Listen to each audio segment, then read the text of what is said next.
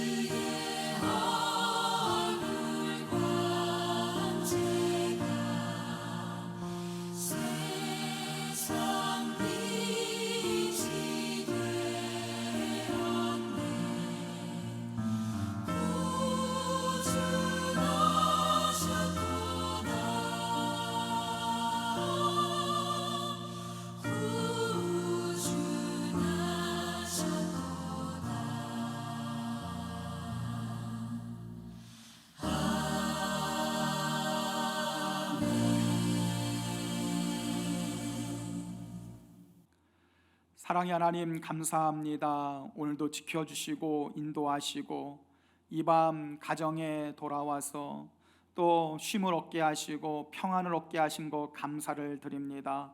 또 수요 예배로 가정에서 하나님 앞에 예배 올려드리오니 우리 예배를 기뻐 영광 받아 주옵소서. 교회에 모일 수 없는 어려운 환경이지만 이러할 때일수록 예배자가 되게 하시고 기도자가 되게 하시어 우리 믿음 잘 지켜내게 도와주시고 우리가 더욱 하나님을 소망하며 믿음으로 살게 하여 주옵소서. 오늘도 가정에서 예배 드릴 때마다 하나님의 은혜가 풍성히 임하게 도와주시옵시고 이러할 때 우리도 말씀 붙잡게 도와주시고 말씀이 주는 세임과 능력 가지고 힘있게 살아갈 수 있도록 도와주옵소서. 새 생명 임할게 성도들 어디 있든지 눈동자같이 지켜 보호하여 주시옵시고 우리 성도들 영육간에 강건하게 지켜 보호하여 주시옵시고 일터에서 가정에서 늘 기쁨과 감사가 넘치며 하나님만 소망하며 믿음으로 살아갈 수 있도록 역사하여 주옵소서. 오늘 밤도 말씀 듣고 깨닫고 새 먹기를 원합니다. 주님, 가정들마다 주님이 함께 하시는 복된 예배 될 수 있도록 역사하여 주옵소서. 감사드리며 사랑 많으신 예수님의 이름으로 기도하옵나이다. 아멘. 이 저녁 함께 은혜 받으실 하나님의 말씀은 마태복음 1장 1절의 말씀입니다. 우리 다 같이 하나님 말씀 봉독하겠습니다. 아브라함과 다윗의 자손 예수 그리스도의 계보라. 아멘. 사랑하는 성도 여러분, 오늘 밤은 작년도 이맘때에 제가 한 설교를 다시 한번 듣기를 원합니다. 성탄절을 맞이하면서 예수님의 족보를 통하여 나타난 그 하나님의 구원 계획을 이 밤에 다시 깨닫게 되기를 원합니다. 오늘도 사모하는 마음으로 2019년 12월 23일 주일날 선포한 말씀을 다시 한번 듣고 은혜 받는 시간 갖도록 하겠습니다. 큰 은혜 받으시길 바랍니다. 그래서 아내가 인플레이션이 뭔지 잘 몰라서 남편에게 물어봅니다. 여보, 돈은 많아졌는다고 하는데 우리가 실제적으로는 잘 살지 못하게 되었다고 하는데 도대체 인플레이션이 뭐야? 그랬더니 경제학과 교수님이 이렇게 이야기를 했다고 합니다. 여보, 우리가 결혼할 때 당신이 48kg, 34, 23, 35, 44 사이즈였지. 그런데 지금은 당신이 78kg, 40, 43, 40, 77 사이즈가 됐잖아. 당신이 살이 많이 쪄서 뚱뚱해졌지만 당신 가치가 뚝 떨어졌지. 그게 인플레이션이야. 부인은 금방 이해가 되었지만 기분은 좋지 않았다. 여러분, 이해는 되었지만 듣고 보니 기분이 좋지 않을 때가 있어요. 이해는 되었지만 용서가 잘 안 될 때가 있어요. 이해는 되지만 잘 믿어지지 않을 때가 있습니다. 기도학계는 이 성탄의 계절에 이해만 하지 마시고 더 사랑하시고 더 용서하시고 더 믿음도 좋아지시고 더 기분도 좋아지시는 행복한 일들이 많아지시기를 주님의 이름으로 간절히 축복합니다. 오늘은 이 마태복음에 나오는 족보 이야기를 통하여서 예수님 탄생의 의미를 함께 나누기를 원합니다. 이 마태복음은 구약과 신약을 연결해주는 아주 중요한 책입니다. 이 AD 60년경 세리 마태에 의하여서 이 마태복음이 기록되어졌는데 마태는 예수님을 유대인의 왕으로 온 인류의 구세주로 메시아로 소개하고 있습니다. 이를 위하여서 마태는 오늘 마태복음 1장을 족보 이야기로 시작하고 있습니다. 우리 많은 분들이 자신의 가문을 족보 있는 뼈대 있는 가문으로 오늘 자랑하는 분들이 좀 있어요. 우리나라에서 가장 족보 좋은 가문이 무슨 성씨인지 아십니까? 안동 권씨 집안입니다. 우리나라의 처음 체계적인 족보의 형태를 갖춘 가문이 바로 안동 권씨 집안이라는 거예요. 그러니까 안동 권씨 집안에서는 가문 얘기하면 안 돼요. 그러니까 벌써 좋아가지고 내가 안동 권씨라고 손 흔드는 분이 권현주 집사님이 계시네요. 저도 뼈대 있는 영산 심씨 초당 공파 31대 손입니다. 여러분, 우리는요, 가문 이야기하면 그래도 남들 앞에서 나도 한 뼈대 하는 집안이라 자랑을 하죠. 예전에는요, 족보를 펼칠 때에 조상님을 대하는 것처럼 큰 절을 하고 족보를 펼쳤다는 거예요. 우리나라의 국립중앙도서관에 가면 13,000여 권의 족보가 이렇게 보관되어 있다고 합니다. 근데 요즘 젊은 사람들은 사실 족보라면 별로 흥미가 없어요. 옛날처럼 족보를 그렇게 귀하게 여기지 않는 시대를 우리는 살아가고 있죠. 저희 아버지도 저에게 족보 보여주시면서 그렇게 자랑스러워 하시는 거예요. 봐라, 여기에 네 이름이 있다고. 근데 저는 족보에 별로 관심이 없는 거죠.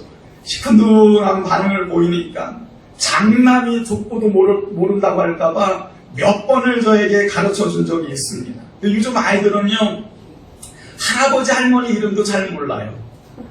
대신에 여자 아이돌 이름, 또 축구선수 이름, 그 외우기도 힘든 해외 유명 선수 이름 다 알아요. 그 선수들이 무슨 차를 타고 다니는지, 게임의 그 어려운 것들 다 알아요. 아빠 혈액형을 몰라도 손흥민 혈액형을 알더라고요. 그래서 제가 서운해가지고, 여러분, 우리 아이들 아빠 생일은 몰라도요, 손흥민 생일을 아는 거예요. 근데 오늘 성경에 보니까 이 족보 이야기를 우리가 읽으면서 많은 성도들이 이 족보 속에 담긴 의미를 잘 이해하지 못합니다. 그러다 보니까 족보 이야기가 좀 지루할 때가 있고, 읽어도 마음의 가슴에 와닿지 않는 거죠. 여러분, 오늘 이 말씀 가운데 여러분 이제 마태복음 1장에 기록된 족보 이야기 듣다가 눈물이 나야 되고, 감동이 있어야 되고, 은혜가 있어야 되고, 이 족보 한 사람 한 사람 이름 읽다가 하나님의 은혜를 깨닫는 이 아침이 되시기를 주님의 이름으로 축복합니다. 왜냐하면 족보는 우리의 신앙의 뿌리를 가르쳐주고 있기 때문입니다. 유럽의 오래된 교회를 가면 많은 그림들이 그려져 있잖아요. 아브라함의 그림, 다윗의 그림, 베드로의 그림. 근데 그 그림들이 어느 한 곳을 바라보고 있다는 거예요. 그래서 그 그림이 바라보는 곳을 향하여 가다 보면 마침내 누가 나옵니까? 예수님의 그림이 나온다는 거예요. 우리는 성경을 읽고 족보 이야기를 들으면서 누구에게로 집중해야 됩니까? 누구에게로 향해야 됩니까? 예수님에게로 향해야 합니다. 우리 인생의 모든 처음과 시작과 끝은 오직 예수님이시고, 우리 인생의 모든 사건과 문제의 해결은 예수님밖에 없고, 우리가 바라보고 소망해야 될 분은 오직 예수님밖에 없습니다.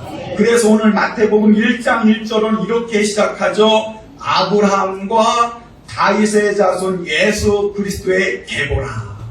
여러분, 창세기 1장 1절은 어떻게 시작하죠? 태초에 하나님이 천지를 창조하셨느니라. 창세기 1장 1절의 말씀만 받아들여도 성경이 열립니다. 그리고 마태복음 1장 1절만 이해해도 성경이 이해가 되어집니다. 무슨 말입니까? 창세기 1장 1절과 마태복음 1장 1절은 성경을 여는 열쇠와도 같다는 거예요. 지금 마태는 창세기 1장 1절에 천지를 창조하신 창조주 하나님이 마태복음 1장 1절에 아브라함과 다윗의 자손으로 온 인류를 구원하시기 위하여 이 땅에 오신 예수 그리스도심을 선포하고 있습니다. 여러분, 이 아침에 아브라함과 다윗의 자손으로 우리의 영혼을 구원하시고 온 인류의 죄 문제를 해결하시기 위하여 천지를 창조하신 하나님이 이 세상에 이 땅에 내려오셨음을 우리가 믿고 예수님의 역사를 받아들이는 은혜의 아침이 되시기를 주님의 이름으로 축복합니다. 이 족보를 살펴보면 몇 가지 특징이 있습니다. 한글 성경에는 누구의 이름이 제일 먼저 나왔습니까? 아브라함의 이름이 제일 먼저 나와요. 그런데 헬라어 원문을 보면 누가 제일 먼저 나옵니까? 예수 그리스도의 이름이 제일 먼저 나와요. 비블리오스라는 단어가 책이라는 단어고, 게네시스 이 단어는 출생, 삶. 피오스라는 단어는 자손, 다윗, 자손, 아브라함, 예수 그리스도의 출생과 삶을 다는 데보라, 책. 이것이 마태복음 1장 1절의 시작입니다. 근데 유대인들은 족보를 기록할 때에 조상의 이름을 먼저 기록한다는 거예요. 그러면 누구의 이름이 먼저 사실 나와야 됩니까? 아브라함의 이름이 제일 먼저 등장해야 됩니다.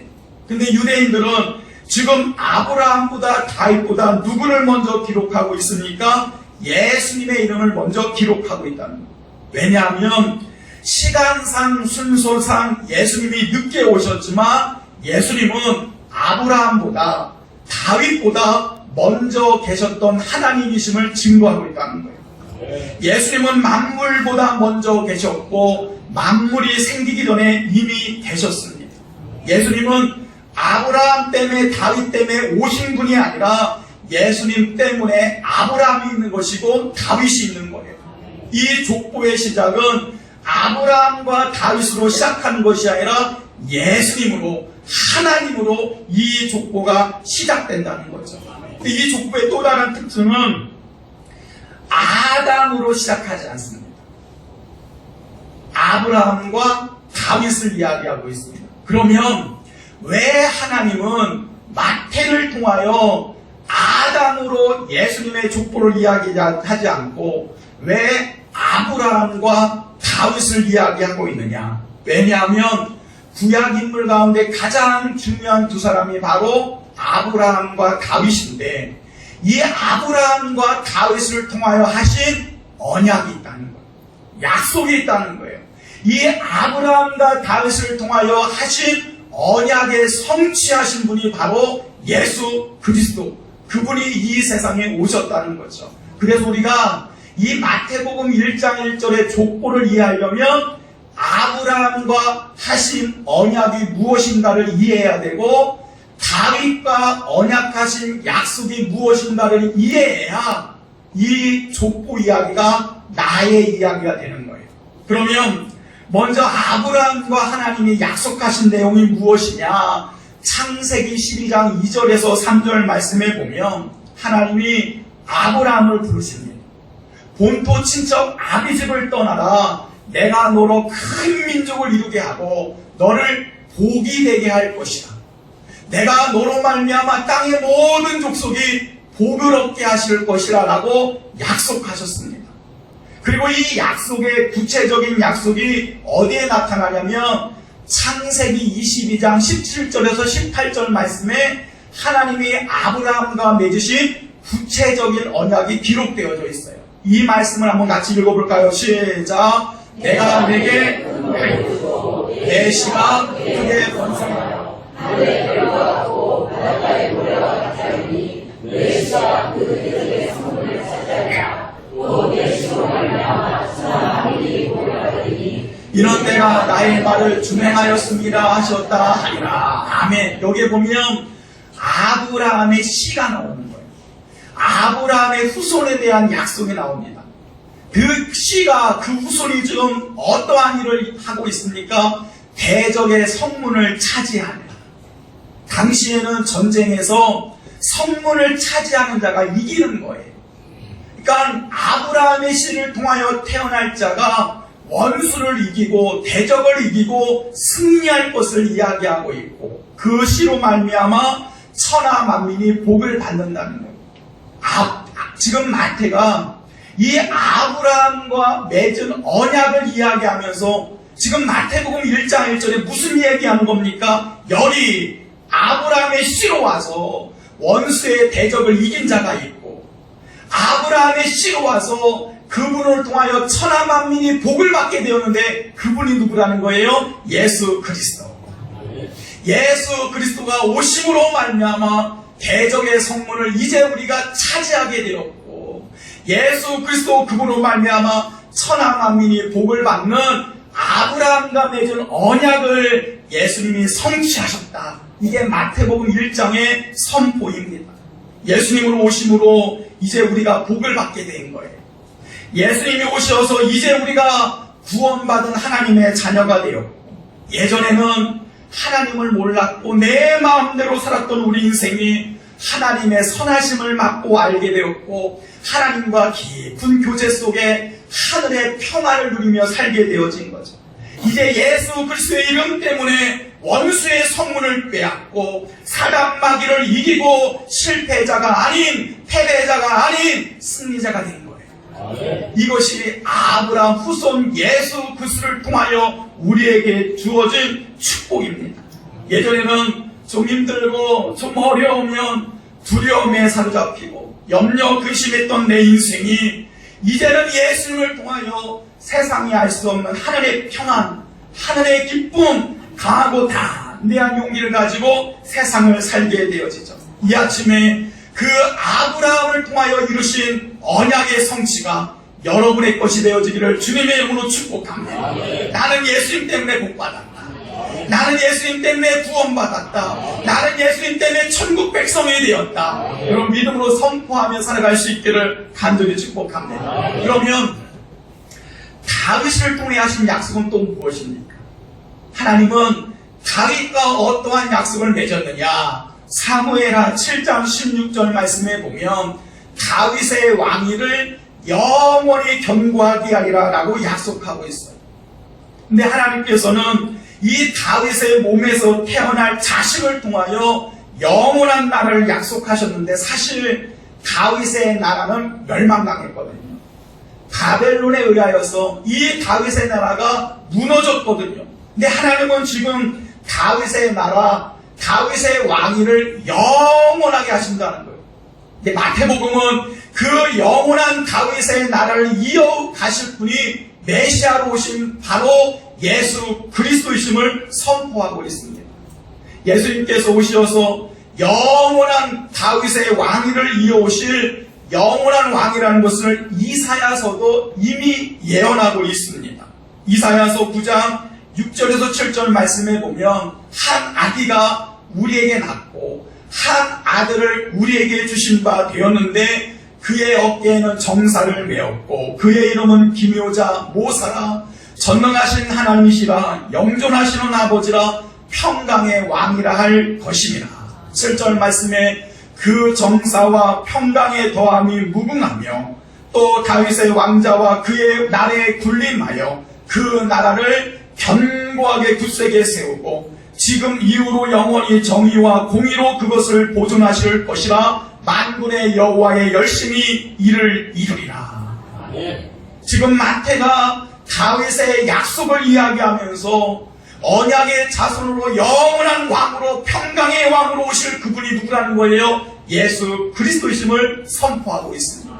그러므로 이제 우리는 세상을 왕으로 섬기지 않습니다.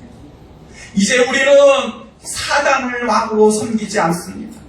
이제 우리는 물질을 왕으로 섬기지 않습니다. 이제 우리는 사람을 왕으로 섬기지 않습니다. 이제 우리는 아침에 피었다가 저녁에 시드는 꽃가같이 시들어버린 것을 섬기지 않습니다. 이제 우리는 영원한 왕이신 나의 구원자, 나의 메시아, 나의 예수 그리스도 그분을 나의 왕으로 믿고 섬깁니다. 사단을 섬길 때에는 죽음과 저주가 나를 다스렸지만 이제 예수님을 나의 왕으로 섬길 때에는 예수님이 나를 생명과 평안으로 다스려 주십니다. 나의 영원하신 예수님은 나를 버려두지 아니하시고 임마누엘 나와 함께 하십니다. 그러므로 사랑하는 성도 여러분, 인생에 고민이 생기고 답답한 일이 생기고 인생의 장애물을 만날 때 영원한 왕이신 하나님께 맡기시기를 바랍니다. 그분은 한순간도 우리를 떠나지 아니하시고 영원한 왕이신 하나님은 우리의 삶을 책임져 주시고 우리를 다스려 주시고 우리를 선한 길로 인도해 주는 줄로 믿습니다. 나의 왕은 예수 그리스도. 그래서 우리는 로드 주님이 나의 주님이십니다. 주여라고 고백합니다. 주여 주님이시오. 주님이 나의 왕이십니다. 고백하는 사람들이 믿음의 성도들입니다. 주님을 나의 왕으로 모셔드리는 가정들마다 하나님의 생명과 평안을 인도하시오. 주님이 우리 교회의 왕으로 임하시어서 우리 교회를 인도하실 때에 교회가 더욱 평안하게 든든히 세워지는 역사 있는 줄로 믿습니다. 우리 한번 고백해 볼까요? 주님은 나의 영원한 왕이십니다. 아멘. 이 족보에 또 다른 특징이 있어요. 어떠한 특징이 있느냐? 유대 왕들은 21명인데 오늘 본문에는 14명만 기록되어져 있다는 거예요. 나머지 7명이 본문에서 빠져 있습니다. 누가 빠져 있느냐? 제5대왕 요람과 제10대왕 우시아 사이에 6대에서 9대 아시아, 아달랴, 요아스, 아마사가 빠져 있다는 거예요. 왜 이 이름들이 빠져 있을까? 북왕국의 아방 시대에 북왕국 아방이 이세벨이라는 여자를 아내로 맞이했습니다. 이 이세벨이 누구냐면 우상숭배자입니다. 바알 숭배자입니다. 여러분, 이 여인이 북왕국에 시집 와가지고 백성들로 하여금 바알을 섬기게 하고 우상을 섬기게 합니다. 하나님의 선지자를 잡아 죽입니다. 온 나라가 온통 바알 우상 숭배로 가득하게 되어집니다. 그런데 남유다의 제5대왕 요람이 누구를 아내로 맞아들이느냐? 아합의 딸, 이세벨의 딸 아달랴를 남유다의 왕궁으로 맞이합니다. 그러니 이 아달랴가 무엇을 가지고 왔느냐? 우상숭배, 바알 신전, 아세라 신전을 왕궁 안에 세우고 성전 안에 세우는 거예요. 이 아달랴로 인하여서 이 밑에 있는 후손들이 다 우상숭배자가 되고 온 나라가 남유다 안에 성전 안에 우상숭배가 일어나기 시작한 거죠. 그래서 하나님께서는 이 우상숭배한 자들 안에 집안에 3, 4대를 저주하시고 백성들에서 끊어내신다라는 말씀대로 우상숭배한 요람의 가문의 3세대의 왕들의 역사를 그리스도 예수님의 족보의 역사에서 끊어내는 거예요. 사실은요, 이 요아스와 아마샤는 나라의 우상을 다 무너뜨리고 율법을 지키게 하고 하나님을 잘 믿는 신앙의 나라로 만들려고 했어요. 이 아달랴가 아하시아가 죽고 나서 이 아달랴가 손자들을 다 죽고 자기가 왕이 되었을 때에 도망쳐서 살아남은 사람이 바로 요아스고 그 요아스의 아들이 아마샤입니다. 이 요아스와 아마샤는 아달랴 할머니가 자기들을 죽이려고 할 때 도망치다 살아나왔으니 할머니가 세웠던 우상신전을 다 무너뜨리면서 할머니에게 보복을 하죠. 그런데 그들이 아무리 좋은 일을 했었지만 그 요람 왕이 뿌렸던 악한 씨의 열매가 3, 4대에 이르면서 그리스도의 족보에서 끊어지게 되었다는 거예요. 여러분, 믿음의 아버지가 잘 살아야 자손들이 복을 받습니다. 믿음의 어머니가 잘 살아야 자손들이 복을 받는다는 것을 오늘 말씀 속에서 우리는 깨닫게 되어지죠. 그리고 나서 17대, 18대, 20대 이 세 명의 왕도 족보에서 끊어지게 되어져. 이 왕들의 역사는 애국과 친해지는 정책을 피게 되어집니다. 앞서 왕들은 우상 숭배자였고 17, 18, 20대 이 왕들은 친애국 정책을 피면서 백성들을 무리하게 노역을 시키고 세금을 걷어들이고 애굽의 세금을 갖다 바치는 거예요. 하나님은 애굽을 의지하는 자들을 끊어내신다라고 말씀했거든요. 애굽을 의지했다는 건 뭐예요? 세상을 의지했다는 거예요. 그래서 이 족보에서 끊어진 자들의 특징은 무엇이냐? 우상 숭배자들을 끊어내셨고 세상을 의지하고 애굽을 의지했던 자들을 끊어내신 거예요. 하나님은요, 우상을 숭배하는 것이 싫어하신다는 거예요. 하나님보다 세상을 더 의지하며 살아가는 것을 미워하신다는 거예요. 저들이 세상에서는 화려한 왕이었고 권세 있는 왕이었지만 그들이 하나님보다 우상을 더 섬기고 세상을 더 의지했을 때에는 하나님이 저들을 철저하게 심판하셨고 백성들 가운데 끊어내셨고 족보에서도 그애들의 이름을 삭제시켰다는 거예요. 시편 1편 5절에서 6절 그 말씀 그대로 우리 한번 본문을 읽어볼까요? 시작. 그러므로 저희들이 의인들의 모임에 들지 못하리로다. 무릇 의인들의 길은 여호와께서 인정하시나 악인들의 길은 망하리로다. 어떤 인생은 하나님이 인정하시는 길이 있고 어떤 인생은 망하는 길이 있다는 거예요. 어떤 사람들은 의인들의 모임에 들어오는 사람이 있고 어떤 사람들은 의인들의 모임에 들어오지 못하고 족보에서도 끊어지는 인생이 있다는 겁니다. 산성도 여러분, 오늘 우리는 여호와께서 인정하시는 길을 걸어갈 수 있기를 주님의 이름으로 축복합니다. 오늘 우리는 의인의 모임에 들어올 수 있는 축복의 삶이 되시기를 간절히 기도합니다. 그래서 예수님께서는 이 족보를 통하여 유다 왕들의 역사에 수많은 죄악된 역사를 끊어내시고 예수님이 오셔서 생명의 역사, 의의 역사, 진리의 역사, 은혜의 역사를 베풀어 주심을 족보를 통하여 우리에게 가르쳐주고 있습니다. 자, 그렇다면 마지막으로 한 가지를 더 살펴보아야 돼요. 마지막으로 가장 중요한 것은 이 족보 안에는 들어올 수 없는 여자들의 이름이 족보 안에 들어왔다는 거예요. 우리 3절 말씀 같이 읽겠습니다. 시작. 유다는 다만에게서 베레스와 셀을 낳고 베레스는 헤스론을 낳고 헤스론은 나합을 낳고 5절입니다. 시작. 살몬은 나합에게서 보아스를 낳고 보아스는 루색에서 오벳을 낳고 오벳은 이세를 낳고 이세는 다윗을 낳았으니 다윗은 우리아의 아내에게서 솔로몬을 낳고 여기에 보면 여인들의 이름이 기록되어져 있어요.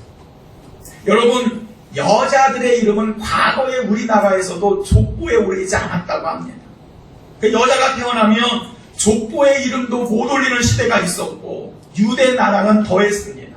유대 나라는요, 여자를 사람의 수에 넣지도 않았어요. 여자들은 재산 상속관이 없었고 법적인 권리가 없었어요. 제가 자꾸 이렇게 여자 얘기하니까 우리 성가대에서 주여 주여 주여 보리떡 5개, 물고기 2마리로 5,000명을 먹였을 때도 그 5,000명 숫자에 여자들 이름을 빼줬어요. 주여. 출애굽할 때에도 60만 명 출애굽의 백성들 인구에 여자들 이름은 빠졌다니까요. 주여. 근데 오늘 족보에 여자들의 이름이 들어갔다는 거예요. 당시 이방인들은요, 대취급당했어요. 이 여인들의 이름은요, 부끄러운 이름이었어요. 다말, 시아버지 유다와 관계를 맺은 사람이었어요. 아니, 어떻게 며느리하고 시아버지가 관계를 맺느냐.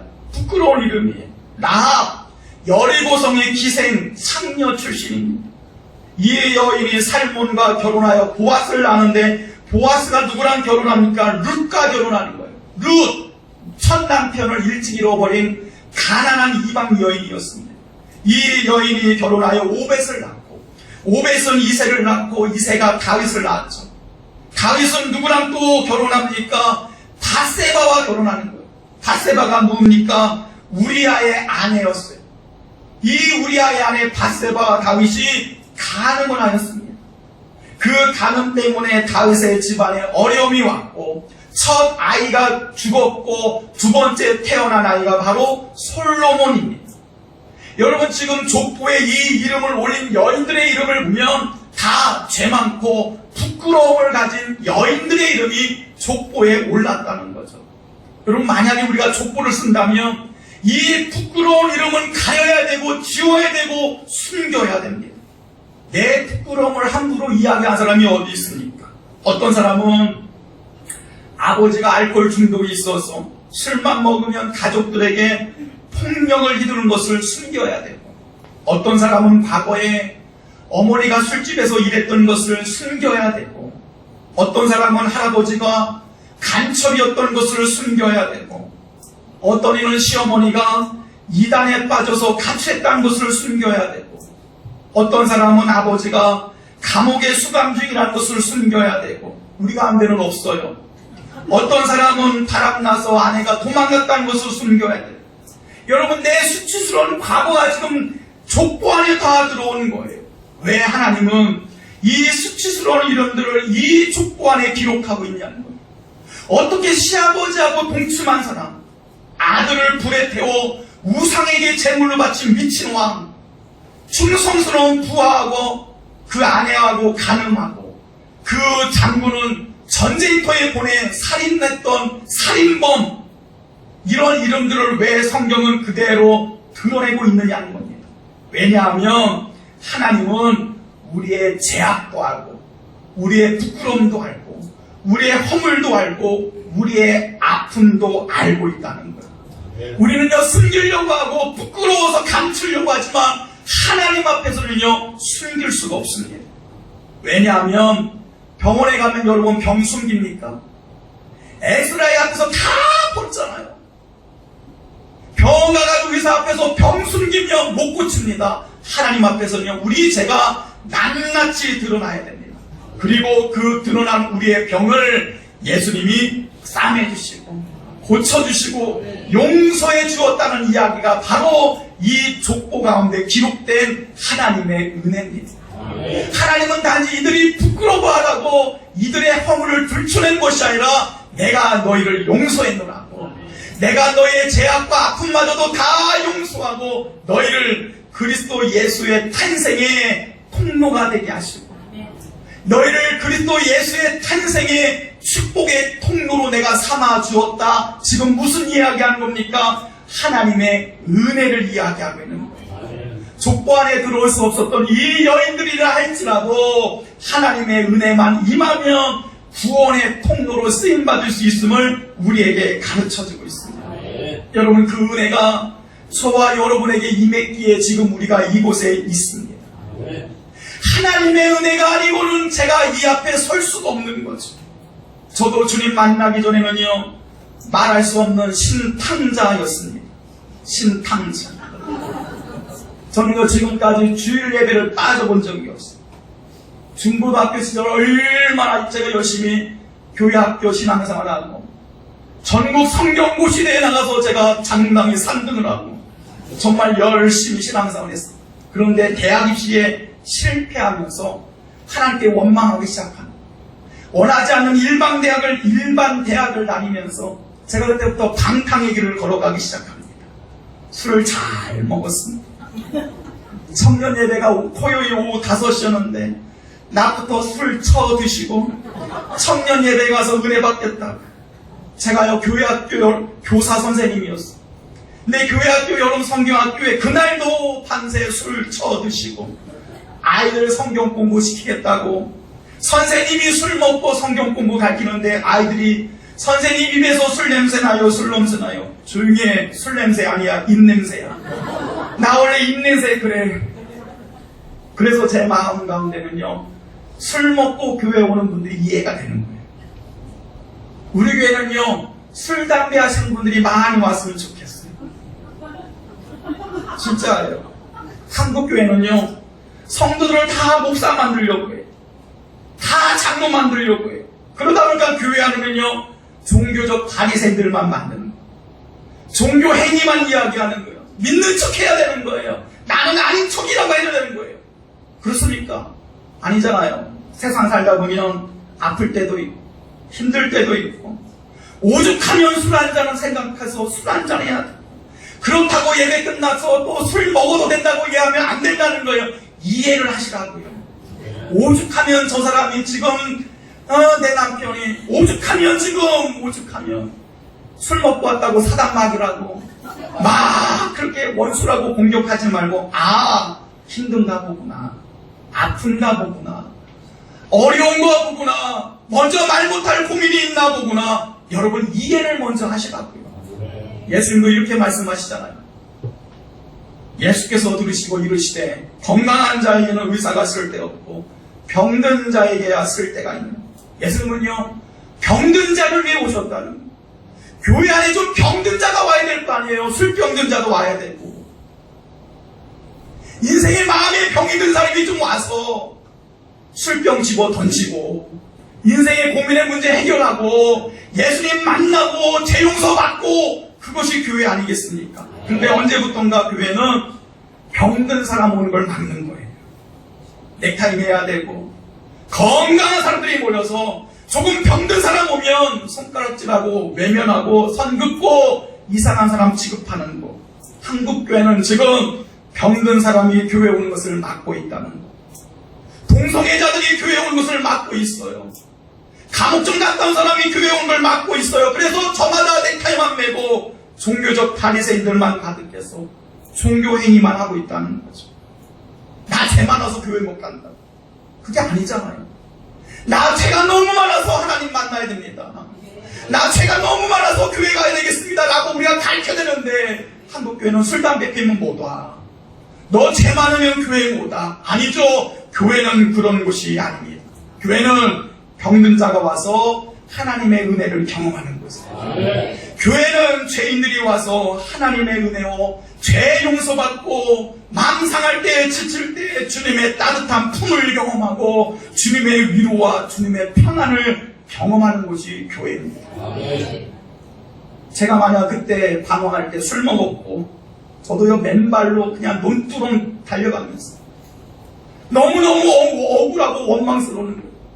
하나님만 그렇게 열심히 신앙생활을 하는데 왜 내 앞길을 막으시고 나에게 이렇게 힘든 문제, 왜 우리 집은 이렇게 가난하냐고 논두렁을 다니면서요. 제가 얼마나 후회했길래요.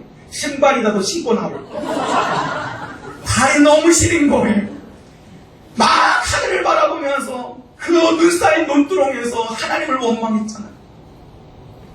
그리고 술 먹고라도 제가 교회 간 거예요. 술 먹고라도 교회 학교 교사한 거예요. 그러다가 하나님 만나니까 목사가 되잖아요.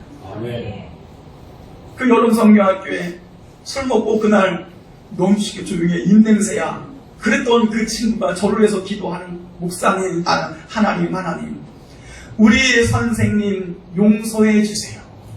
근데요 그 용서해 주세요라는 말이 제 가슴에 탁 박히는데 제가 그날 밤에 떼굴떼굴 부른 하나님 나 좀 살려달라고, 하나님 나 좀 용서해달라고, 하나님 있는 거 알면서도 내가 하나님 원망하고 불평했다고 하나님 나 좀 살려달라고 막 울었어요. 그때 하나님이 제 마음을 만져주시는 거죠. 내가 너를 얼마나 사랑하는지 깨닫게 해주시는 거죠. 그래서 목사가 됐고 그 은혜만 생각하면 너무 감사한 거예요. 나 같은 죄인 살려주어서 목사 되게 하셨고, 나 같은 죄인 살려주셔서 좋은 성도들 만나게 하셨고, 나 같은 죄인 살려주셔서 좋은 목회지에서 하나님의 말씀 전할 수 있도록 이 강단에 세우셨다니 너무너무 감사한 거죠. 여러분 교회 오셔서 이 하나님의 은혜를 발견해야 됩니다. 마태복음 1장에 기록된 이 부끄러운 이름들, 죄 많은 이름들 가운데 역사하시고 구원의 통로로 삼으신 하나님의 은혜를 여러분이 발견해야 됩니다. 이 이름들은 곧 내 이름이거든요. 여기 쓰인 다말의 이름이 내 이름이고, 여기 쓰인 라합의 이름이 내 이름이고, 여기 쓰이는 바세바의 이름이 내 이름인데 부족한 내 이름을 용서하시고 하나님의 은혜로 나를 주의 도구 삼으시고 하나님의 자녀 삼으시오 하나님의 선한 일을 경험하게 하신 이 은혜, 이곳을, 이 은혜를 경험하는 것이 교회. 이 은혜가 우리 교회 위에 충만하게 함께 하시기를 간절히 축복합니다. 마태복음 1장에 기록된 이 족보는 죽음의 족보, 저주의 족보가 예수 그리스도가 오심으로 말미암아 생명의 족보, 의의 족보, 축복의 족보가 되었음을 우리에게 가르쳐주고 있다는 거예요. 사실 저도요 이 집안 이야기하면 부끄러움과 열등감이 있었던 사람이에요. 신학교를 가니까요 참 훌륭한 목사님 아들들이 오는 거죠. 큰 교회 장로님 아들이 오는 거죠. 근데 저희 아버지는 가난한 목수이셨거든요. 말이 좋아 목수시요. 초등학교밖에 나오지 못해서 막노주판에서 일하시다가 그래 목수 기술 배우셔서 목수가 된 거죠. 저는요 부러웠어요. 넥타이 메고 다니시는 분들이 부러워. 큰 교회 목사님 아들들이 부러워. 큰 교회 장로님 아들들이 부러워. 근데요 제가 말씀하시는 거죠. 이 본문을 통하여서 너 족보 때문에 가문 때문에 부끄러워하고 열등감 가졌니? 아니라는 거예요. 너는 하나님의 아들이라는 거예요. 내가 너를 지명하여 불렀다니 너는 내 아들이라는 것을 오늘 족보 속에서 제게 말씀해 주시는 거죠. 아버지를 부끄러워했었고 집안을 부끄러워했고 가난을 부끄러워했던 저에게 너는 하나님의 아들이야. 내가 너를 택했어. 너는 내 자녀야. 오늘 마태복음 1장이 지금 우리에게 그 메시지를 주고 있는 거예요. 죄악으로 세상에서 방황하고 하나님 없이 살던 죽음의 인생을 예수님이 오셔서 생명으로 옮겨주셨고 천국 백성 삼아주셨고 하나님 자마 삼아주셨고 실패한 인생, 패배한 인생이 주의 은혜로 승리의 인생, 하나님의 역사를 경험하는 축복의 인생으로 우리를 살려주었음을 지금 마태복음 1장이 우리에게 이야기하고 있습니다.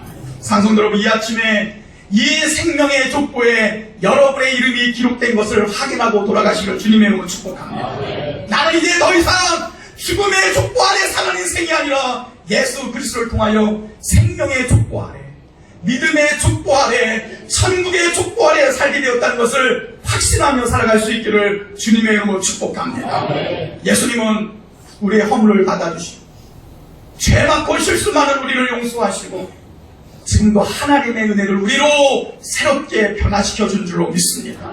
성탄의 아침, 성탄의 계절, 예수님의 이 놀라운 은혜가 여러분의 가정과 우리 교회 위에, 여러분의 심령 위에 충만히 임하시기를 간절히 축복합니다.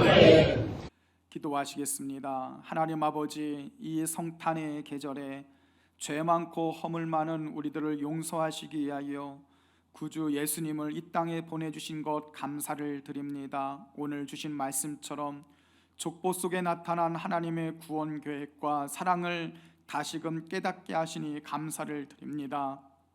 예수님의 족보 속에 나타난 하나님의 구원 계획, 한없는 은혜와 사랑을 통하여 오늘 우리가 여기에 있음을 고백하며 우리가 더욱 주님을 소망하며 믿음으로 살게 하여 주옵소서. 여기 족보에 기록되어졌던 부끄러운 이름들이 오늘 나의 이름이었음을 고백합니다.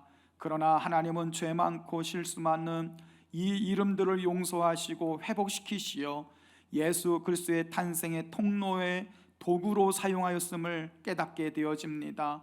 우리를 사망의 족보, 저주의 족보에서 예수 그리스도를 통하여 의의 족보, 생명의 족보, 구원의 족보로 옮겨주시니 감사를 드립니다. 사랑의 하나님, 이 세상 족보로도 우리는 보잘것없고 때로는 부끄럽다고 열등감에 빠지고 자존감을 잃어버리고 용기를 잃어버리고 살 때가 있습니다. 이 저녁 너는 내 아들이라, 내가 너를 지명하여 불렀나니 너는 내 것이라 말씀하여 주시옵시고 생명의 족보에 올려진 우리의 이름을 확인하며 하나님의 은혜 가운데 살아갈 수 있도록 인도하여 주옵소서. 오늘도 예수님의 탄생의 기쁨이 온 누리에 가득하게 하시고 예수님의 탄생으로 인하여 모든 절망과 슬픔과 어둠과 제약이 떠나가게 하시고 온 세상이 예수님만이 참된 구세주임을 알게 하시고 온 세상이 하나님을 믿게 하여 주옵소서.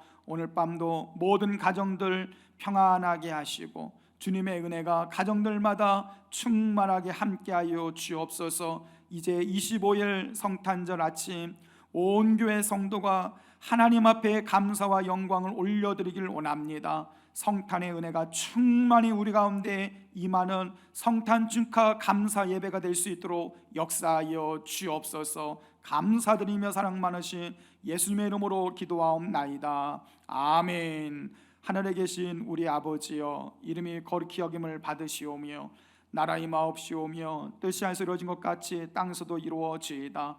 오늘날 우리에게 일용할 양식을 주옵시고 우리가 우리에게 죄 지은 자를 사하여 준 것 같이 우리 죄를 사하여 주옵시고 우리를 시험에 들게 하지 마옵시고 다만 악에서 구하옵소서. 대개 나라와 권세와 영광이 아버지께 영원히 있사옵나이다. 아멘. 우리 하나님 앞에 감사와 영광의 박수 올려드립니다. 할렐루야. 오늘 밤도 평안한 밤 되시길 바랍니다. 성탄절 25일 오전 11시에 온라인으로 성탄 축하 감사 예배를 올려드립니다. 모든 성도님들 성탄의 기쁨이 충만하시고 예수님 탄생의 기쁨을 하나님 앞에 감사와 영광 올려드리시길 바랍니다. 할렐루야. 메리 크리스마스.